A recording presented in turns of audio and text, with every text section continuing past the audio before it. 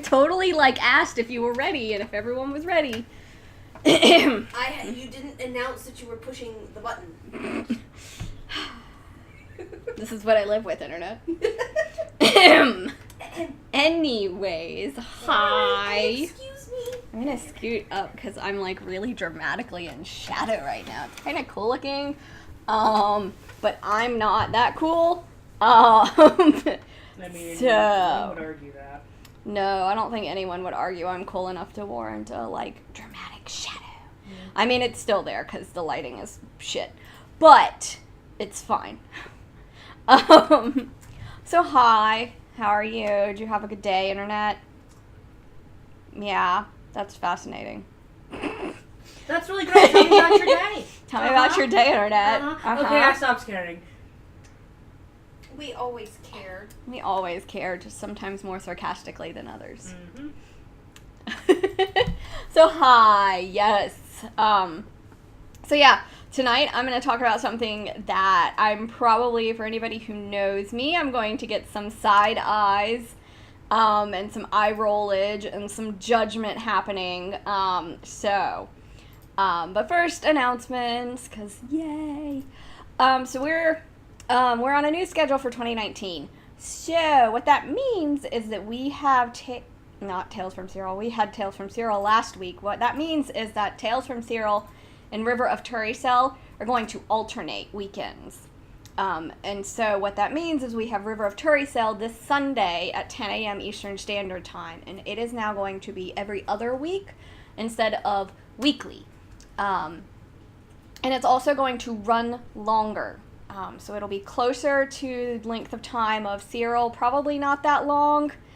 I'm not sure yet. We'll find out on Sunday. I haven't run a long session in a while, so I'm kind of having some note anxiety about that because I know exactly how long my notes need to be to handle an hour to 2 hour long session. But when we're starting to get into a 3 to 4 hour long session, it starts getting a little weirder for me.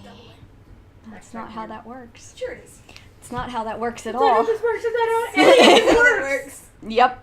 Okay.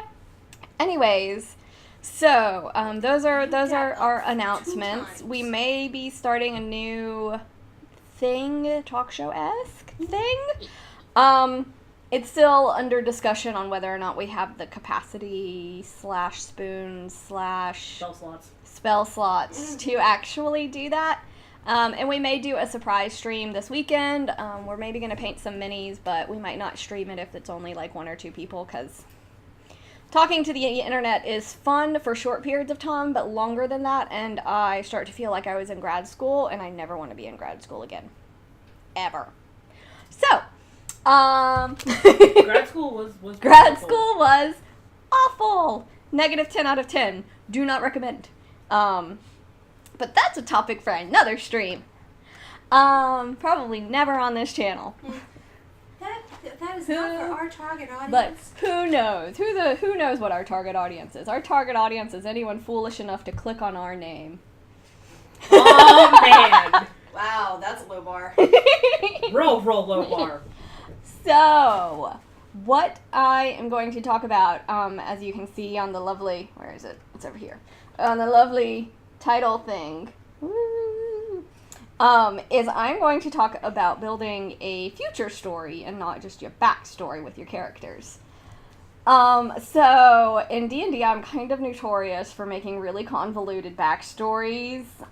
They usually involve some sort of curse or blood or some kind of tragedy. And they're usually Verity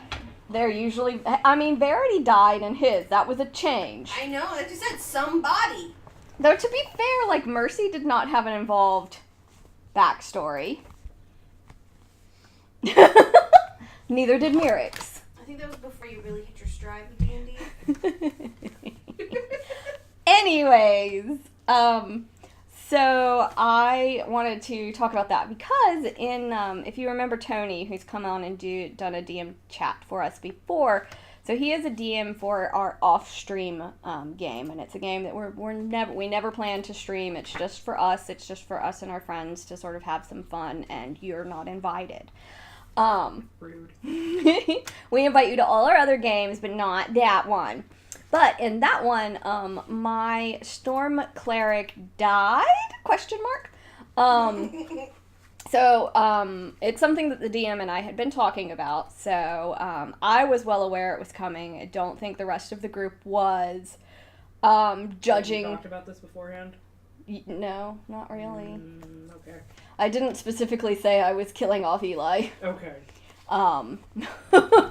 I had talked about how I was curious to try other character types, but I did not specifically say, hey, in this next session there's going to be a big fight and Eli's going to die. Because Tony and I had talked about it, so I knew in this fight that was the plan, which is why I wasn't really doing my best work, I shall say. But, you know, even Eli, even at like 30% is still pretty solid. Anyways, so that character died. They hit 0 HP and were engulfed by a bolt of lightning. Rip Eli.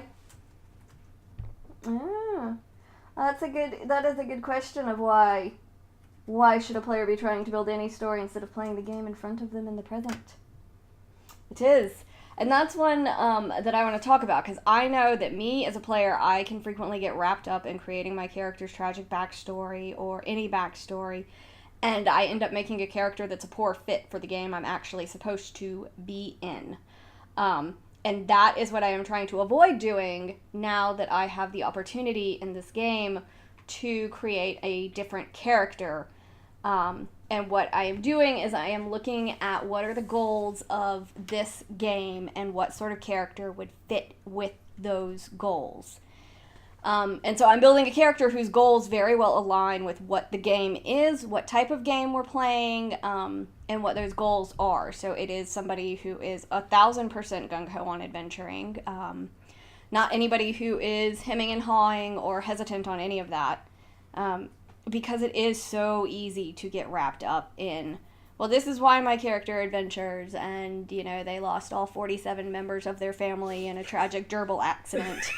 I know that was like right off the top of your head, but tragic gerbil accident is now going to be my new Tumblr URL. Excuse me. But yeah, and it absolutely, so the characters that you create need to not be created in a vacuum. I think that that's super duper important, because if you create a character that you're super emotionally invested in, that you've put a lot of time into building this big backstory for them, and you send them into the Tombs of Annihilation and they die in 0.3 seconds, that's a disconnect a little bit with the game you were expecting versus the game you got. And that leads to a bad time for everybody involved, which is why it's super duper duper duper important to have like a session 0 where everyone becomes very clear on here's the type of game that we are playing. There will be a lot of role playing. There won't be a lot of role playing. This is going to be a dungeon crawl. We are not going to do that many dungeons. It's a very different character that you build if you are playing a political... I've ruined everything. God, I need to stop. You two are in charge of chat. I can't look at it anymore. You guys are distracting me.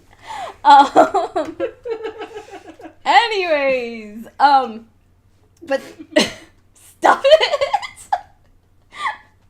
I'm sorry, I'm fired. Yeah. Okay, I don't know if I even want to know what's going on. No, I'm still just laughing at tragic gerbil accident. It's gonna be, that'll be my new character's tragic backstory. No, fuck! It's my name of my metal band that my druid's a part of. Your druid that you don't have yet? My druid that I don't have yet. You made Susie cry, Internet! I can't move the camera really easily or I would show you. She's wiping tears away. Oh, God. Oh, God. Boy, we derailed early tonight. Usually we at least get like 10 minutes in before we're derailed. But no, fam, tragic gerbil accidents got us. When gerbils strike. No. I'm sorry. Anyways. So when you're building a character, it's super important to know what kind of game you're getting involved in, because if you're doing something like Tombs of Annihilation, which I know Susie's mentioned, she kind of wants to run and do sort of like a meat grinder type of thing, and knowing that going in will be really good for me, because I will just be like, okay, I'm going to try ridiculous class combinations and see like what these classes do and what I can break. Is essentially what I do with that, as opposed to if someone's like, oh, hey, we're going to play a political intrigue game where, you know, you're a noble and you're trying to vie for the crown. Okay, that's a completely different ball game and a completely different type of character that you're going to want to build to play in those stories. So it's really important to be on the same page as your DM and also with your other players. Because being able to connect your backstories also is helpful. But what I'm doing with this character that I am now building is different than what I've done with, like, any other character ever. Because I have a problem. You see, my problem is that I actually, like, I write, and, like, I'm a writer, so I have a couple of novellas out, I have a couple of novels out, and so my character creation process for that frequently bleeds over into my D&D character creation process, and they're very different. Because you see, I am God in my novel universe. I can do whatever the hell I want. My characters can have whatever the kind of background they want. If I need a certain type of magic to exist, it does. And then if I'm playing a D&D game, that's not how it works, even if I try, and I do. To be like, I just want to create a little bonfire. No. I only want a little bit of murder and mayhem. I only want a little murder and mayhem. Nat 20. Well, fuck. That's gonna be our next serial thing, or not serial, but Turi Cell thing. I just want a little bit of murder and mayhem here. Well, fuck. I mean, you know. And the sweetest, most southernest accents we can manage. Muriel's gonna show up and just be like, just a little bit of murder. Remember that time y'all killed me? Right, y'all. Yeah, fuck. Y'all haven't killed Muriel yet. You killed Ivy. Oh yeah, that's right. We did kill Ivy. Whoops. Anyways, Oh, that's right. we really need like a reaction camera on the couch as you two are just like ridiculous. I love it. You're very distracting. Don't look at me. I know. I need like blinders over here. Do the Bird Box challenge. No, I'm not doing the Bird Box blindfold. challenge. Anyway, so with this character, I'm doing something really different, which is I'm playing a class I've never played before, which is both terrifying and really exciting. I'm really intimidated by it, but I'm looking forward to it. And I am building this character with their ultimate goal in mind. Like, where does this character want to be at level 20? They don't give a shit what's behind them 6 levels ago. I am strictly looking ahead at what this character wants once they hit, like, let's just go all the way and let's go to level 20. And this character essentially wants to be a god. I mean, that is their ultimate goal. They want to be a god. They want to be worshipped. And so from there, it becomes okay, well, a character who wants that, what kind of abilities would they have? What kind of actions would they be taking? How would they be participating in this? And for D&D, that kind of goal works because adventurers often do big, ridiculous, stupid things. And if you want to be a god, you're probably going to be completely on board to do big, ridiculous, stupid things with much gusto and few questions. So, what? Absolutely not. I'm not saying anything. You continue on. It's fine. Oh god, I feel like I'm missing so much in chat and it's killing me. Well, you can read it later. But then I can't participate in it. Well, you're chatting, so you can't. Anyways, big ridiculous decisions. Go. God. No. And so for me, this is a very different way of looking at a character, but it's also something that I do when you are writing like a novel or any sort of a story that you're telling alone. Because D&D is really just collaborative storytelling, which is why I enjoy it, because I kind of get to take a break for being the storyteller, but I still get to do the fantasy magic woo-woo. Because that's how it works. That's the technical term. Technical fantasy. I'm going to kick this Chinese leftover paper thing. Okay. Oh no. You do that. I had to announce that so the internet knew what that weird noise was, because it's right beside the microphone. Anyways. Oh boy. We are real off. I wrote notes. I was prepared. I wrote notes for this shit! I'm so proud of my bullet journal. It's really nice, you guys. You can't see fucking shit in the camera. Hi, Kat. Waves the paper at you. Yeah, I would just... I don't know how well I can... Oh, yeah, you can kind of see it. That's all you get. I have big plans for this bullet journal. I do. I have big hopes for this. Don't lick my toe, you weird cat. Cat. This is a weirdo. You're going real well right now. I know. I'm like completely derailed and lost. It's ruined. Everything's ruined. Everything's on fire. But yeah, so for me, this is a different way of looking at a D&D character because it is less focused on me individually and kind of putting the focus back on where the character is now as opposed to where they've been, which is my biggest hang-up in D&D. And a lot of my previous D&D campaigns had fallen apart before we ever even got to, like, resolving backstory stuff. So now that is sort of progressing within Cyril, I don't even know what the fuck to do. Because I built the character's identity entirely around their backstory. And so now I'm suddenly having to think about what is their future story. For anyone who watches Cyril, I'm now having to think about, well, what the hell is Verity's goal after he finds his missing partner? Fuck if I know. We're gonna cross that bridge when we come to it. So, yes. And I think that for some D&D games, it works to not know. It works for your character to not be 100% sure what they want to do. It makes it a little bit harder for them to be an adventurer, I think, in some ways, because to be an adventurer, your character kind of has to have some kind of an ego. They have to have some kind of ridiculousness to them that compels them to do these stupid things, because there's a reason the peasants don't go into the acid caves. But, so for me, thinking about my new character and just leading with the future, it's really changing the way that I build the character and the way that I'm interacting with them, because I don't really care where they came from. I mean, like, yeah, of course, everything that has ever happened to a character or a person has informed where they are and how they've gotten there, but, like, with me, like, if someone were to just meet me on the street and we became friends, like, they don't really... Until you've unlocked level 7 of friendship with me, you don't get my tragic backstory. And so, for most people, you interact with them only in the present and towards the future. You're more likely, for a lot of people, you're more likely to talk about your goals and your plans with people you've just met, especially if your goals are aligned.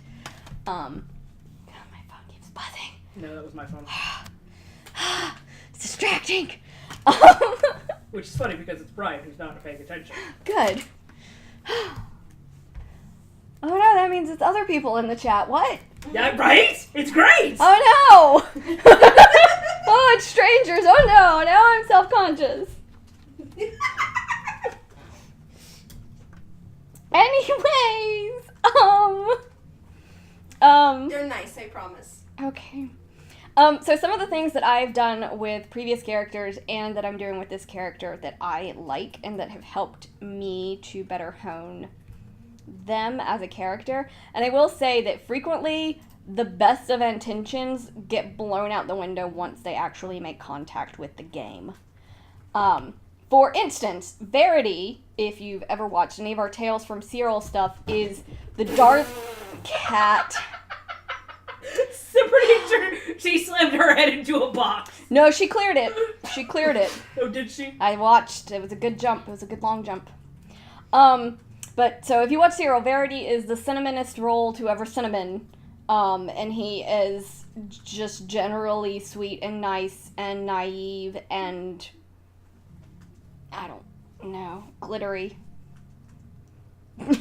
That was not how he was intended to be. And then the second I got into game, it was just like I suddenly was vomiting rainbows, and there we were. And so the way that you intend to play a character, I think, should be flexible once you actually hit the game. Because usually a lot of people, I won't say everyone because it's not everyone, and some people have a really hard time with this. So if you're one of those people, talk with your DM and your players' friends. But a lot of people will intuitively click into what that group is missing. And for our group, we were missing a talker. I knew we had a bard in the party, and so I built my character with the idea that the bard would probably be the talker. But when we got to game, it turned out the bard was very shy and reserved and constantly being a different person. And so, worked out real well. And so I didn't really even think about it, and that my rogue then stepped into the role of being the person who initiates a lot of the conversations within the group. He's not always the one that initiates conversations with people outside of the group. That's probably our cleric, which is funny because he's like the least charismatic of the group. But he is down to get business done. I will refrain. Nope. I was going to refrain from it. Nope. The Huns. Okay. Oh, wow. Okay. All right. But yeah, actually, let me see if I think I know where my notebook is even, so I'll show you what I had for Verity.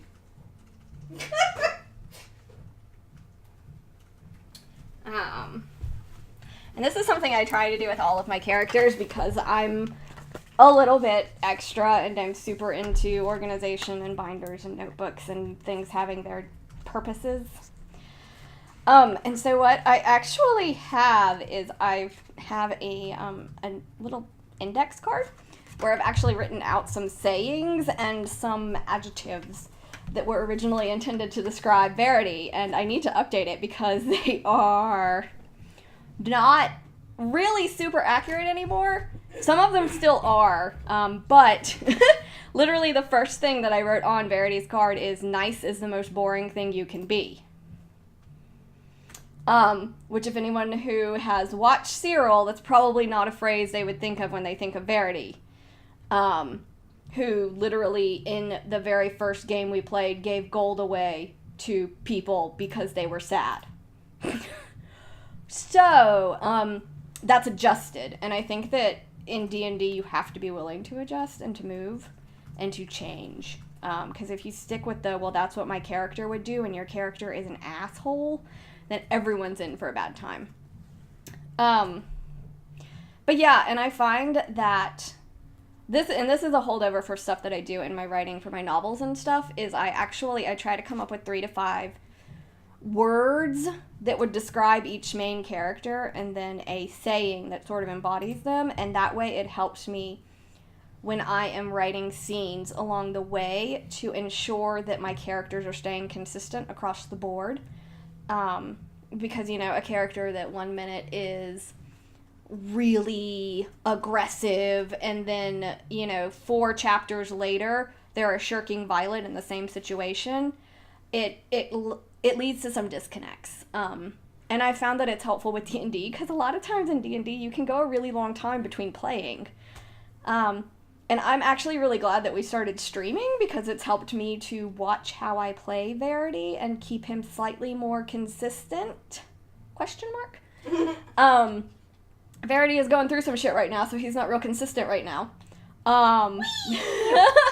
Verity is having a real hard time. What emotional control. Which, if you watched Last Tales from Cyril, he almost rendered himself unconscious. I'm very sad I was sick. Of his own volition, fully knowing what he was doing. So I guess sort of self-harm warning on that episode. Didn't even really think about that. But yeah, and so keeping this in mind helps me play Verity. So his words are cocky, mischievous, quick-witted, flirty, and insightful. Which is funny because he doesn't do insight checks all that often, But generally it's because I feel that he has a pretty good sense for people and when they're lying to him and when they're not. And if people are lying about inconsequential things, he doesn't really care. It's only if people are telling lies that are dangerous that he kind of starts to care. So he doesn't really do insight checks all that often. But yeah, so there's some of the words that I did for Verity that have helped me keep him kind of consistent. But again, like, I probably need to update it because unlike a novel, these characters, they go into contact with other people's imaginations, and that frequently leads to changes and adjustments and shifting what you thought something would be like. So it's entirely possible that this character, who right now I would say that her, like, the phrase I would probably write at the top of her card would be the knife you want to see in the world. Be the knife you want to see in the world. Is probably what I would. And I would probably put arrogant, self-assured,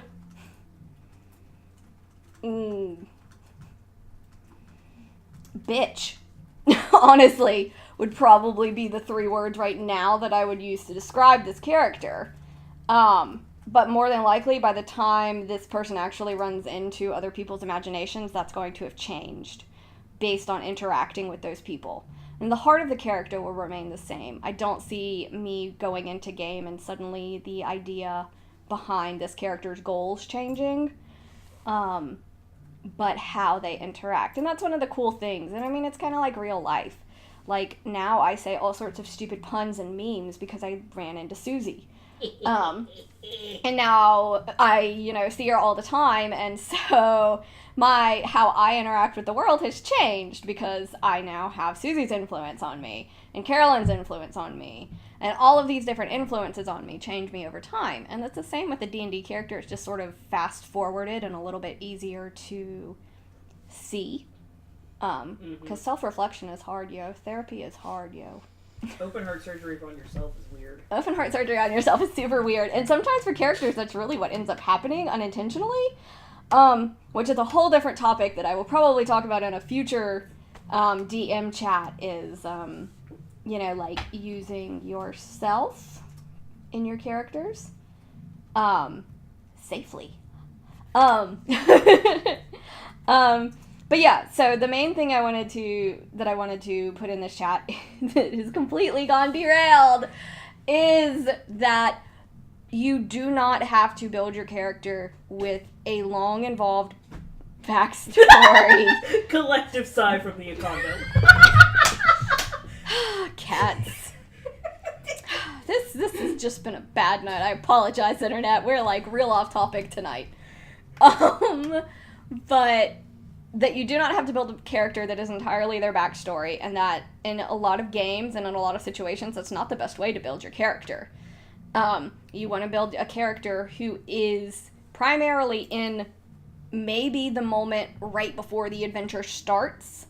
Maybe. That's about as far back as you need to know. In Turi Cell, it's been really interesting having characters who all have amnesia and only remember pieces and parts of their backstory, because they're entirely having to front load, because they have no idea where they came from. What's that been like, you two? Weird. Don't know if I like it. Kind of do like it. Don't know if I... It's kind of like one of these things where it's like, I don't like it. I like it. I don't like it. I like it. I mean, you probably don't like it right now, because it's unpleasant right now. Well, a lot of emotions. Badger's having a lot of feelings. Huge honk honk all aboard the fuel train. Badger doesn't normally have feelings. I know. And now you have to have them again. You have to remember what it's like, and you can't just be a curmudgeon all the time. Which is probably the reason why she became a curmudgeon in the first place. I hate emotions! I want to have I had too many of them this one time. I never want them again. But yeah, so that's been it's been weird as a DM, because I love it which is why Turi Cell was very weird. It was mainly I want to try this, and I don't think I'll ever do it again. But, because normally I really like to pull on the characters' backstories, because it also takes some of the work off of me, as well. And in Turriesel, I didn't do that, and I'm paying for it now, I guess. I don't know if paying for it is the right word, but it is becoming a lot more complicated and a lot bigger than I originally anticipated, because the connective tissue of the backstories, as much as I can let the players give the flavor of it too, at this point in the game, it's on me. Because the players don't overall know the whole plot, and they don't know where they are, and they don't know enough about the world to really build a backstory. So that's been a weird experience. And I would maybe recommend that other DMs give that a try, just to see what that is like. Because I am obviously a very story-driven DM and a very story-driven player, so not having that piece is really weird. But you can have a character that isn't entirely focused on their backstory. Their backstory could be super boring. I went to school for a really long time, and now I've graduated, and let's blow stuff up. Okay, cool, let's go. Sweet, let's misuse your your barely qualified undergraduate chemist degree. Explosions. I've got a great sword. You've got fireball. Let's do this. You know, it's fine. Okay. Okay. That sounds like a great plan. And, somewhere a paladin is, gaining its wings. Oh, hey, Tiny Cat, what's up? Sup, cat? But, I got your tail, I don't got your tail. But yeah, so I think no matter how you're building your character, you need to have their future in mind. Because otherwise you're creating a character that you're sort of just expecting the DM to drag through the story. And that's not cool always, because the DM's already juggling a lot, so trying to be like, yo, DM, give me a reason to live, is a little more to add to that, too. Absolutely not. Your character gets shoved off a cliff. Which is sort of what I did with Verity, because I was like, well, I don't know why he would go off and do all this shit, because he's looking for his missing partner, and blee, blee, blee. So sorry. And, but yeah, and I mean, like I said, this is something that I am now doing with this character that we've been in, like, almost 20 sessions in at this point. And it's something with this character that now I am having to go, oh, well, shit, what does the future look like for them? I know what their immediate goal is, but, like, at the point that they complete that goal, what then? And if you don't have all the answers to that for your character, it's fine. They just have to want to be out and adventuring. Because, it's sort of like the thing is, if you write, you're a writer. You don't have to have published anything. If you write, you're a writer. If you're an adventurer, you adventure. I stopped on $5 this morning. I'm an adventurer. That's right, sweetie pie. I mean, if the bugs are D&D sized bugs, then yes, you are. You absolutely are, and I'm never coming to visit you. In Australia. So yeah, overall, keep your character's main goals in mind. What are they adventuring for? Why are they going after these things? Think about what they're willing to sacrifice for it. Because, okay, I want to be someone who makes a living with their writing. So what does that mean I sacrifice? It means that I don't keep up with a lot of Netflix shows. I have no idea what's happening on most Netflix shows. I'm behind on everything. I've watched none of the Marvel ones. I have no clue. Don't have time to watch it. That's what I'm willing to sacrifice, and there's probably, I could sacrifice video games or The Sims, but I'm not gonna. Fuck that. Somebody's getting a goddamn happy ending. But what is your character willing to sacrifice for their goals? So this character that I am in the process of building, they want to be a god. What are they willing to sacrifice to do that? Well, probably a lot. The problem, the line is going to... Not M's now. I think we in bad company. We're not even there yet. It's fine. The problem with that line is then you have to also find a reason why your character would play nice with others. Because as much as the trope of the rogue that picks pockets in the night is a cliche, it's really annoying to actually play with if it continues long term. And so don't play an asshole. At the end of the day, everyone who is willing to commit, 4 to 5 hours of their time on, let's go with our schedule, a bi-weekly schedule. So once every 2 weeks, we give up a Saturday, essentially. Which once you become like an adult with a 9 to 5 or a Monday to Friday type of job, like that's a big sacrifice. Come on, I'm tired of your Monday to Friday mouth, man. Working 9 to 5. But, and so that's what all of us are giving up to play. And so if you make it so that you're making the experience unenjoyable for a bunch of other people, then maybe you need to adjust how you're playing your character. You don't always need to throw that character to the wind and start over. You just need to be open to adjusting how you play them and changing. And that's the whole thing with D&D, is it's constantly changing. It's very easy to adjust and to switch and to play around. Like, it's a game. Play, have fun, experiment, go wild in the game. Do not condone doing illegal things outside a game. I mean, like, what sort of illegal things are we talking about? Like None of them. Okay. None of the illegal things outside of game. All right, then. I'll tell you about that time I ran a red light. Do we have any questions? No, we don't. But my God, chat is fun tonight. Don't knock over your soda. I'm not. I just want to see what's happening. A lot has happened. Oh my God. A lot has happened. I would just like to say, next season on Roll for, somebody has suggested next season on Roll for Trouble, the quest to find a shrubbery, which I'm okay with. We have somebody has said that their husband vomits rainbows. That's why they married them, which, is an A+ reason to get married. All right. Yeah. We have named the tragic gerbil backstory. Thank you, Brian. Nothing is happening here. Thanks for that. You guys can still talk just because I'm here. Gosh. Now that I'm here, you don't all have to stop. I want to play. I want to have fun too. I want to laugh at the stupid jokes. And then we also did get some excellent suggestions for $5 sub tiers and $10 sub tiers and $25 sub tiers and like 1 month subscriptions and stuff.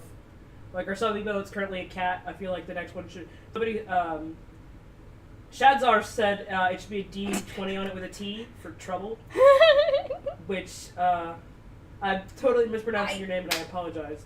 Tier 3 emote confirmed for tragic gerbil accident. What? We should rework the Team Rocket logo so that we could have our own logo. You have fun with that. Oh my God, he was emotionally waterboarded. Oh, he was. Verity had a really bad game last game, y'all. It was rough. I'm kind of sad I missed it but at the same time, I was playing Stardew Valley. It was, it was rough. It was super rough for poor Verity. No fun for me. Aww, you're the teacher and we make jokes behind your back. I'm not a horrible teacher. I literally have a master's degree in teaching, so I shouldn't say that. But I would much rather be making the jokes in the back than teaching the stuff.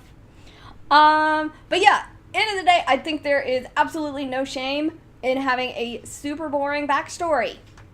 Be a dirt farmer, whoever it was that said that. Shadzar. For 37 years now, his characters have been dirt farmers. That's perfect. Be a dirt farmer. Run away from home. Do whatever. Like, there's absolutely no shame. I think that with the rise of a lot of streaming things, particularly Critical Role, a lot of people feel like they need to have super complicated backstories with a lot of tragedy and a lot of twists and turns and, all of this stuff in them. And so I feel like now there is sort of almost the shame of having, like, a boring backstory. Because I know, like, our bard frequently jokes, like, I have a really boring as hell backstory. Like, my backstory is super boring. But none of us have bothered to talk about it. None of us really know it yet because none of our characters have asked too much. We got a little bit of that in the last stream because that was pretty much nothing but role-playing. What the hell did you just type?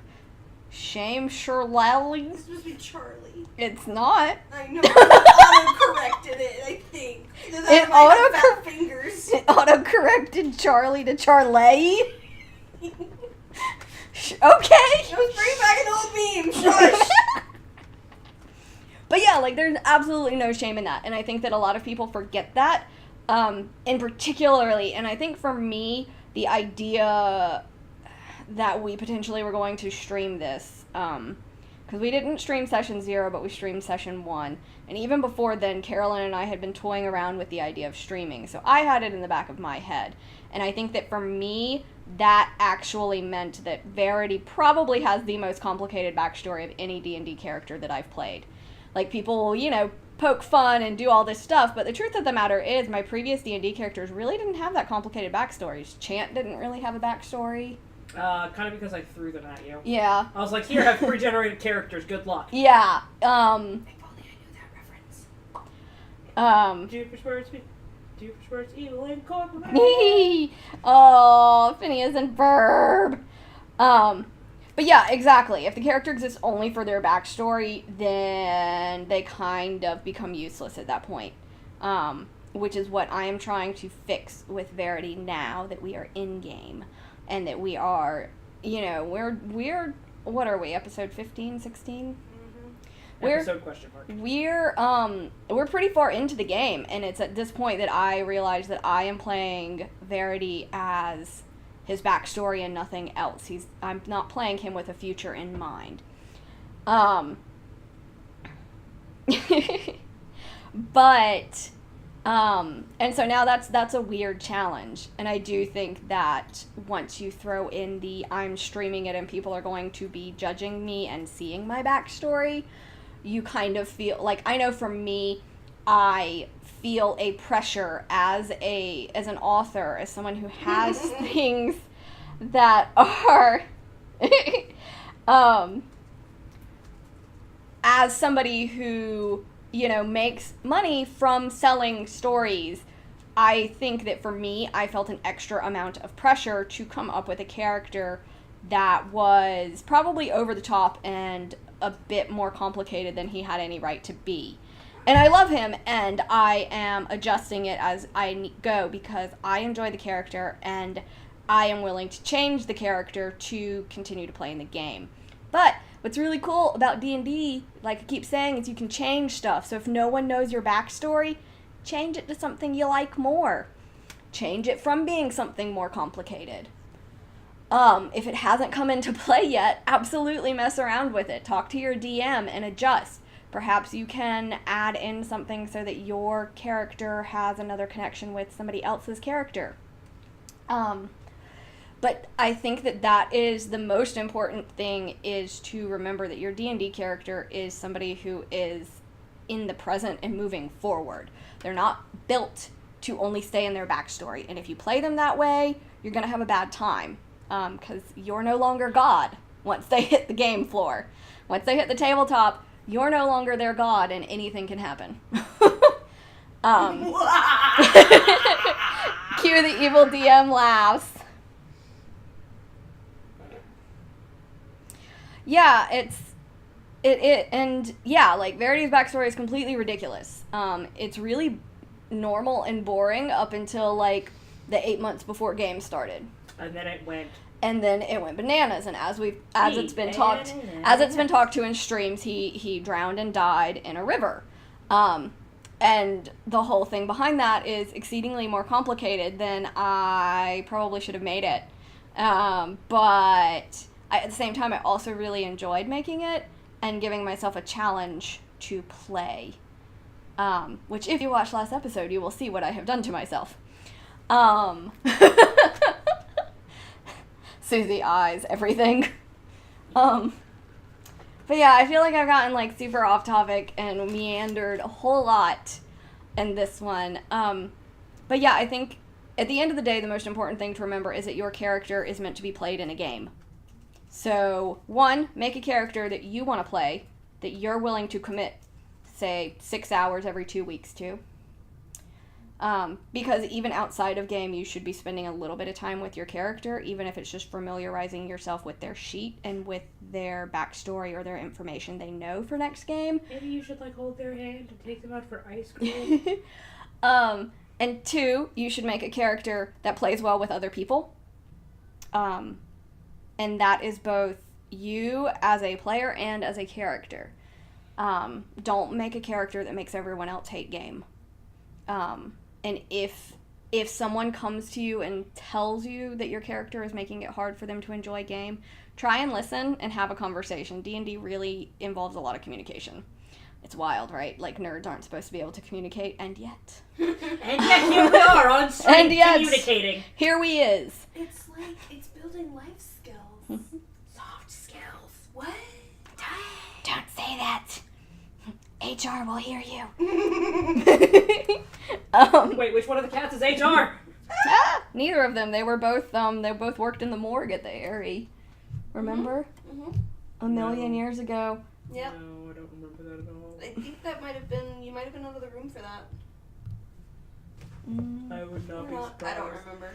Anyways, and 3, make a character that has a reason to be adventuring and that is actively participating. I think those are really the only 3 things you really need to keep in mind when you are building a character. Make a boring backstory. Make a character that, has always known they wanted to grow up and be an adventurer, had a happy life with their family, and then left the farm at age 16 to go pursue their dream or whatever. There's no shame. I was gonna be a dancer, but then I picked up swords and I like stabbing people more. But yeah, if there are any questions or other tidbits, because y'all had some helpful tidbits in there. Kind of wait for the stream to catch up. Oh yeah, I know. And I'm gonna try and scroll back through the chat. Wow, y'all were really active tonight. We were really chatty tonight. It's like we were doing what chat rooms were The designed quest to to do. find a shrubbery. Shrubbery! Brian wants to know, did you read my backstory, Andy? No, I don't think I actually read yours. I think Susie told me it. I gave him Cliff Notes versions. You gave me, yeah, I think I've gotten the Cliff Notes version. I don't think I actually, read up whatever was written. Pretty much everybody else's backstory I know. It's probably because the DM spilled the beans. Well, no, some of the, that's right, Amanda and Craig had me help with theirs, so That's right. I helped with a lot of people's backstories. I like to be a story consultant, so if people are having a hard time with their backstory or a DM plot point, then I try and Here's chime something. in. Many people discuss, Oh, no. how long should a backstory be? Oh no! Why you gotta call me out like that? Oh no! I love how you started reading that so people give 12 pages of backstory. One who's discussing this how on long stream! How many words was that? Well, the original thing I gave you was 2 pages. Yeah, it wasn't that long. It wasn't that long. The problem with that we me... talk a lot. Well, the problem is that, A, we talk a lot, and I am an outlier and should not be counted. Alright, Spider George. Because what happens is when I fall in love with my characters, the best way that I have to visualize what they are as a person is to write fiction about them. And so I have probably written in excess of between 12 to 15,000 words of fiction about Verity at this point. And that's not including, fanfic-ish, alternate universe, coffee house agent stuff. stuff, which is fun. That is entirely, in-universe, here's pieces of his backstory written as fiction. I think the last thing I sent to Carolyn last week was a little over 5,000 words, I think, if I remember right. Which, if you ever DM for an author or someone who likes writing, be aware that that is a thing that can happen. And frequently will. But, a paragraph is okay, too. Mm-hmm. You don't have to have... But yeah, exactly. That's why I'm saying I am an outlier and should not be counted. Because that is do whatever is right for your character. For me, the best way for me to figure out my character is to write fiction. That's how I process information. It's how I've built characters for a long time. So for me, that's what works. For, we have 2 players who are brand new to D&D, Amanda and Craig. For them, that doesn't work. And telling them, okay, we need a 3,000-word short story about a pivotal moment in your character's life would have been a deal breaker, and it would have never happened. So do what's right for your character. I think that you should be able to summarize your character's backstory in, I would say, like, query letter length, so 3 to 5 paragraphs, essentially.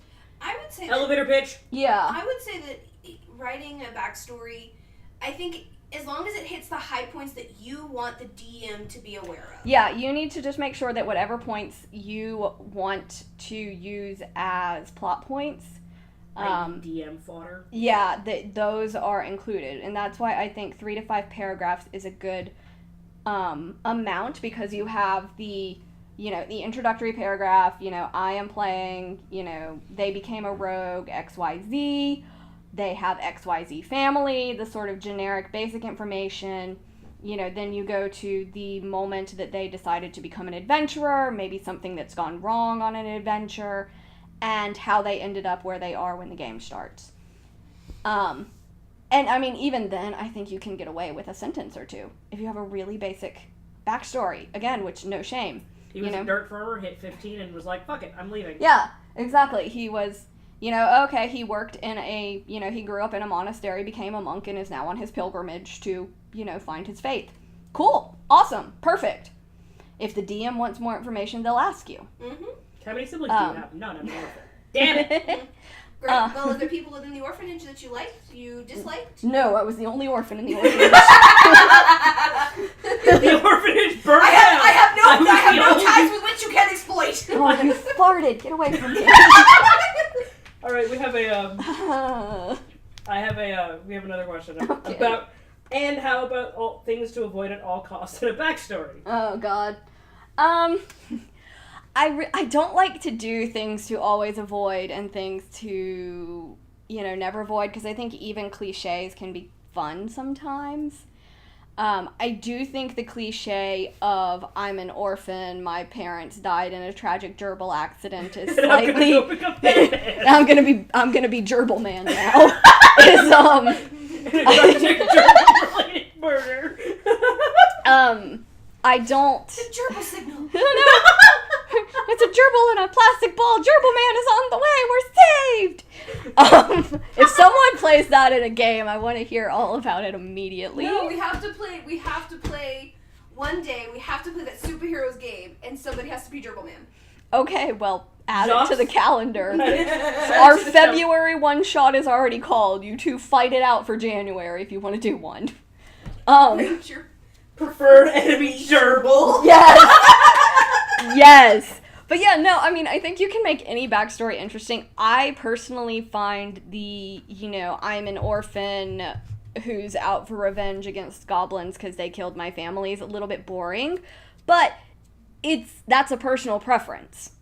Like, it's not a judgment on that being a bad backstory or anything. It's a personal preference. I wouldn't want to play that character because for me, there's not enough meat on the story. Which I'm working on because, again, I tend to, make 7-course meal backstories when I really only need, like, a pot of mac and cheese. A big old pot of mac and cheese. No, not even a big old pot of mac and cheese. Just, like, a little instant mac and cheese from the microwave is all I need. Not the 7-course meal that's left the kitchen in disarray for months.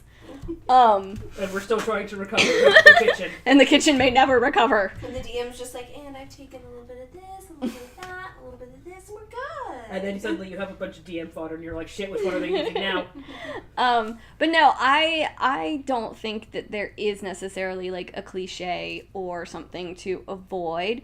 And I think that's particularly important for new players, because a lot of times new players, their references it's something like Lord of the Rings, it's something like World of Warcraft, it's Dragon Age, it's Warhammer 40k. Yeah, Warhammer 40k.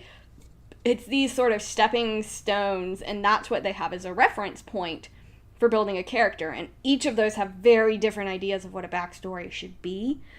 And so I think it's important, especially for new players, to not mock and to deride or dismiss something that may be seen as more cliche, because I think you can still make something interesting of, goblins killed my family and now I'm on an eternal quest for revenge. And I mean, like, that fulfills all the things that I said. It's a character. If it's a character you want to play, cool.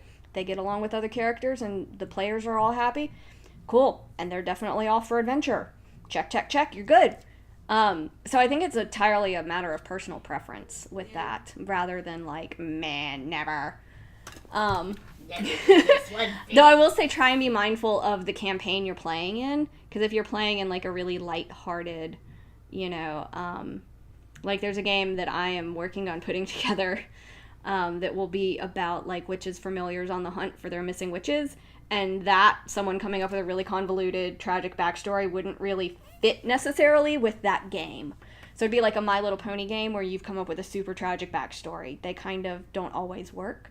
So again, be familiar with the game you're playing and what the expectations are. Although that My Little Pony RPG, fucking hard as hell.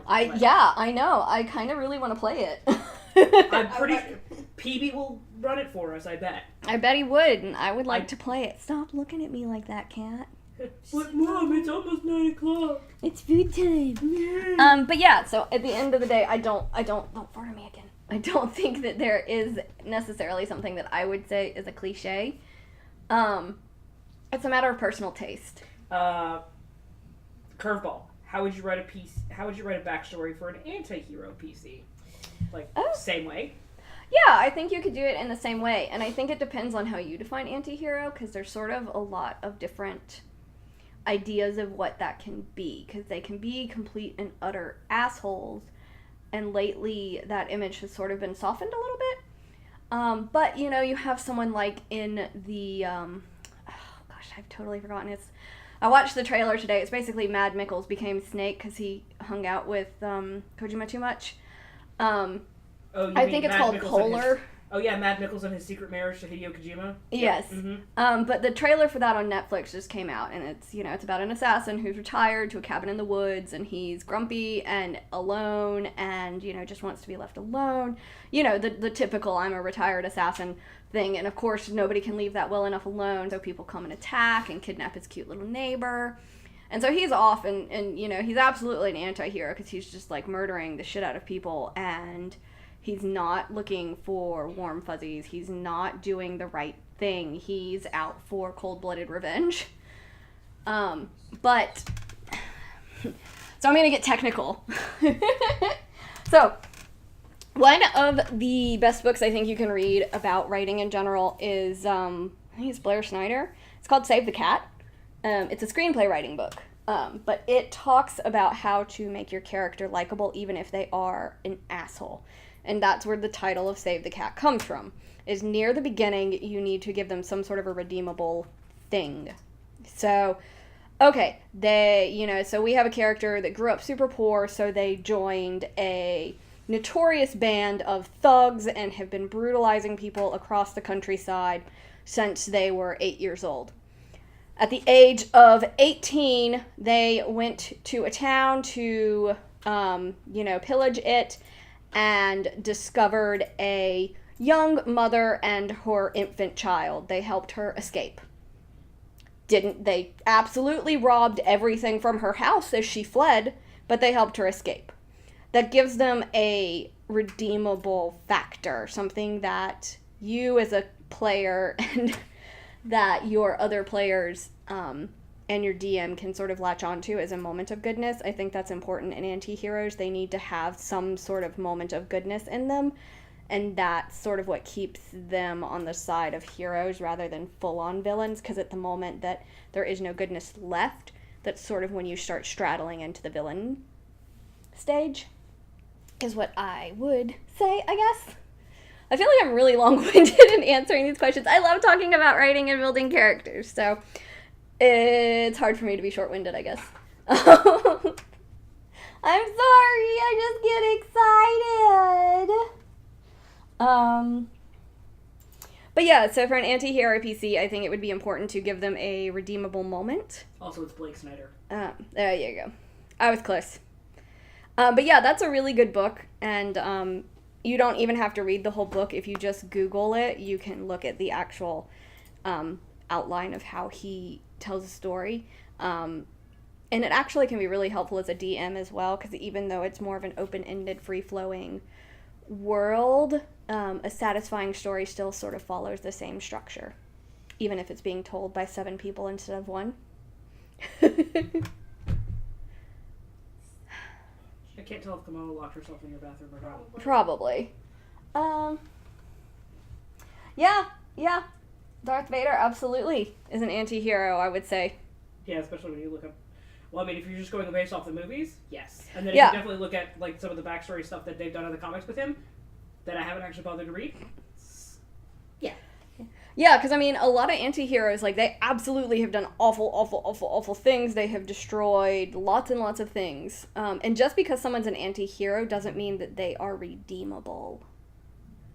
But that's a topic. But that's a topic probably for a whole different... Because it's after 9. I think my roommates are telling me that I need to shut up and finish up stream. I'm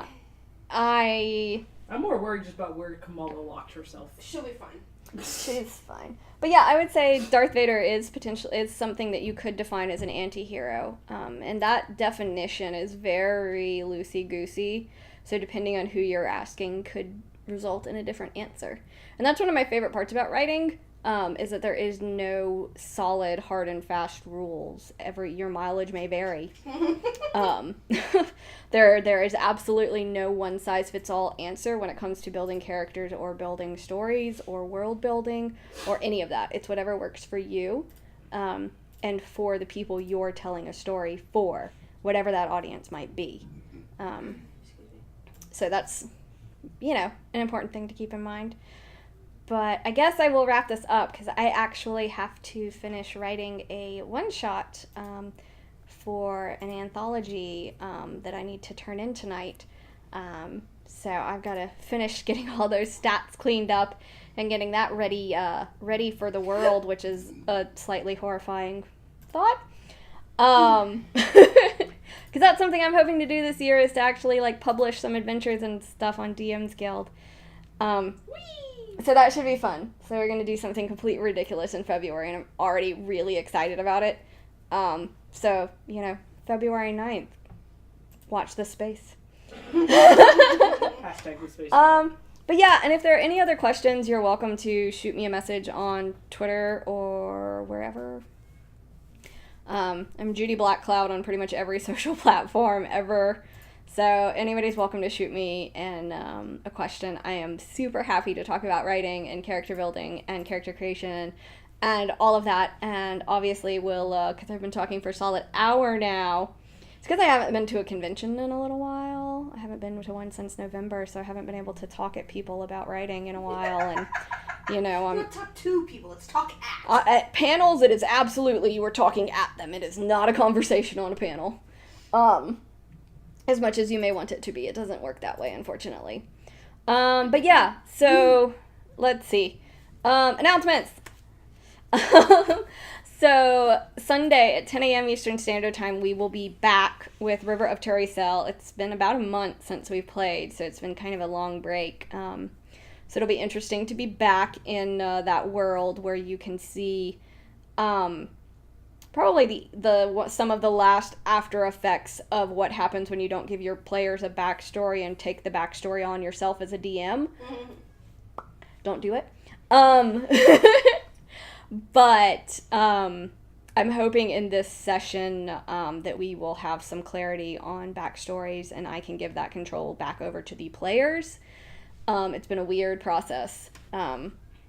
Anyways, so we'll be playing that at 10 a.m. Eastern Standard Time on Sunday the 13th. Woo, 13. And then next week we have another DM chats at 8 p.m. Eastern Standard Time with Carolyn. Talking about stuff. Carolyn, who does Idle Jazz Hands. Yep, she's going to be talking about Idle Jazz Hands. Yep. It's a hot topic in the DM world. And Yeah, at the end of the day, make a character you want to play that plays well with others and that wants to adventure. That's, at the end of the day, that's what the main thing you should focus on for your D&D character or for any tabletop game where you're interacting with other people. Play the asshole in video games where you're not hurting real life people. Or if you're like me, be too chicken shit to actually push the mean buttons because you don't want to hurt the fake people's feelings. I mean, where's the line? Same. But we will be back on Sunday. We'll be back at 10 a.m. Eastern Standard Time for River of Terrycell. And then next week we have DM chats on Wednesday, 8 p.m. Eastern Standard Time.